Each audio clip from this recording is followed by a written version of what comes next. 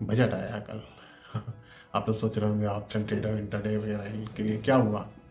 तो जो intraday trader हैं उनके लिए तो ऐसा कोई समस्या नहीं है, बट जो ऑप्शन और फ्यूचर्स के ट्रेडर हैं उनके लिए प्रॉब्लम आ गई है।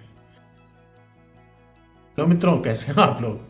मैं हेमंत मिश्रा से भी रजिस्टर्ड हूँ। प्रॉब्लम क्या आ गई है? एसटीटी बढ़ गया। एसटीटी समझते हैं आप लोग, सिक्योरिटी ट्रांजेक्शन टैक्स। तो जो सिक्योरिटीज होती हैं उस पर गवर्नमेंट एक प्रकार का टैक्स लेती है।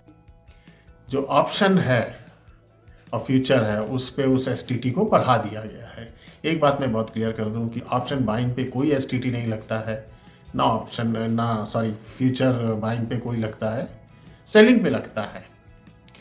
तो उसमें क्या किया गया है कि ऑप्शन पे जब आप पहले करते थे सेल तो 0.1% लगता था, अब उसको बढ़ा के 0.15 कर दिया गया है।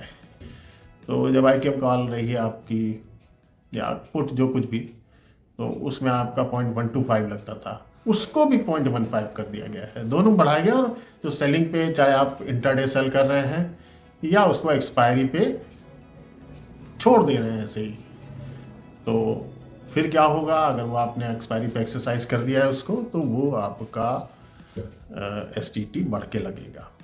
ठीक है। फ्यूचर में तो काफ़ी बढ़ा दिया गया है, 150% बढ़ा दिया गया है फ्यूचर में। तो जहाँ 0.02% लगता था वहाँ पे 0.05% लगने लगा है। प्रॉब्लम यहाँ पे ये आ रही है कि ये स्कैल्पर हैं, उनको बहुत दिक्कत होने वाली है।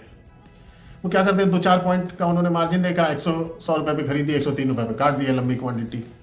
अब वहाँ उनकी कॉस्ट ऑफ एक्विजिशन, मतलब कॉस्टिंग उनकी बढ़ रही है। जितने में उन्होंने परचेज किया उसकी कॉस्टिंग बढ़ रही है, तो उनका नेट प्रॉफिट भी नेचुरली कम हो जाएगा। और यही फ्यूचर वाले के साथ है। तो उपाय क्या है? उपाय ये है कि आप स्कैल्पिंग कर रहे हैं, पहले 3 पॉइंट की करते थे, उसको बढ़ा के 5 पॉइंट, 7 पॉइंट, 5 to 7 इसके आसपास बढ़ा दीजिए। जितने ट्रेड कम रहेंगे उतना आपका एसटीटी कम बैठेगा। ज़्यादा ट्रेड करेंगे तो एसटीटी ज़्यादा देना पड़ेगा और आपका नेट प्रॉफिट उसी हिसाब से कम हो जाएगा।